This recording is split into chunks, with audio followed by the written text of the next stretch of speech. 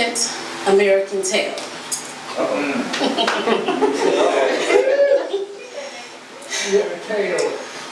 Born on American soil, I was blessed to be loved and spoiled by my American mom and dad. My father was a U.S. soldier, one of the best America had. So naturally, I believe that I was 100% American.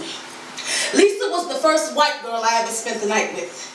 I had to beg and plead. My mom insisted on meeting her mom, and she was still hesitant. But finally, she said yes. She dropped me off that night. She hugged me so tight, and I swear she had tears in her eyes, and I couldn't understand why, because these was good white folks.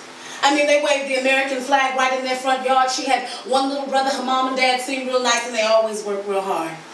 Anyway, Lisa and I had a ball. We laughed, talked about boys, painted our toes, made prank phone calls. My mother had sent my own pillows and blankets, of course, and as I laid them out on the floor, Lisa hesitantly closed the door, rubbing her hands together. My naive friend looked nervous and pale. She said, "Feressa, my father says all colors have them, but I've never seen one. Would you mind showing me your tail?" My tail? I just looked at Lisa and said, "It's late. I think we better go to bed." Every fiber of my 8-year-old being was mad as hell that her father, who was right down that hall, wanted my friend to believe that I was born with a tail. I laid there, feeling like I was on enemy ground. My mother's tears rolled across the bridge of my face, but I didn't dare make a sound. See, it never mattered to me that Lisa was white, or that she couldn't read, or that my parents made more money than hers did. But I was just a kid, so those are the things that ran to my mind, because I needed to feel better, and I told myself, even if I had a tail and this heifer wanted to see it, I still wouldn't let her. For me, I knew there would be no sleep that night, because I just couldn't help pondering how many of my stringy-haired Barbie doll friends believed that I was some monkey who had been taught to walk upright. I was pissed off and ready to fight, and morning could not come soon enough. And when it did, I just grabbed my stuff and I ran to that station wagon as fast as I could. I put my arms around my mama, and it felt so good. I didn't say much on the way home, but my mother knew something was wrong. And as for those white and Hispanic friends, as well as Lisa, well, I was never going to trust them again. See, because for the first time in my 8-year-old life, I realized that I was different from them.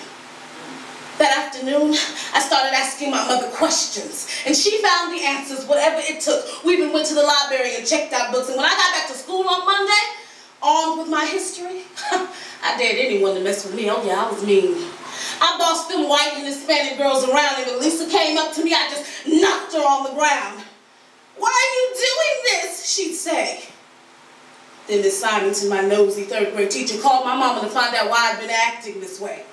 Needless to say, when I got home, my mother was angry, standing there with her hands on her hips. I just bit down on my bottom lip. She said, "Oh, no, little girl. Start talking. Don't get quiet now." I started to cry and hung my head down. Then I told her what Lisa's dad had said and all the crazy things that had gone through my head. And my mother, she held me and she apologized for his stupidity. And she said, "Baby, why didn't you tell me?" Then she touched my face softly and she said to me, "That still don't excuse your behavior. Because I didn't raise you to be ignorant and unkind. Let me get this straight. You thought you was going to teach everybody you didn't have no tail by showing your little black behind?" She taught me that being proud to be black don't got nothing to do with making someone else feel bad about being Hispanic or white. And my mother was right. The next day she took me to school, dragging me behind. We walked right up to my teacher. She said, "Can we please find Lisa, because Feressa has something she'd like to say." Miss Simonton touched my mother's hand and she said, "I'm sorry. Lisa's father got that job in Lubbock. They picked up the last of her stuff yesterday." Lisa and her family had moved away. So I never got the chance to tell Lisa that I didn't blame her, that her and I were just 8-year-old little girls whose parents set the stage for all the things we believe in this world. And we had a chance to teach them not to live in the past, and that in spite of our skin color, our friendship was meant to last. But instead, I let her father's ignorance poison me when I chose to be hateful and angry. And if she truly knew my history, I don't think that she'd blame me, but regardless, I'm sorry. And no matter what, I will always wish Lisa and her family well. And if I had it to do all over again, I would have just told my friend, girl, black people don't have tails. Nice.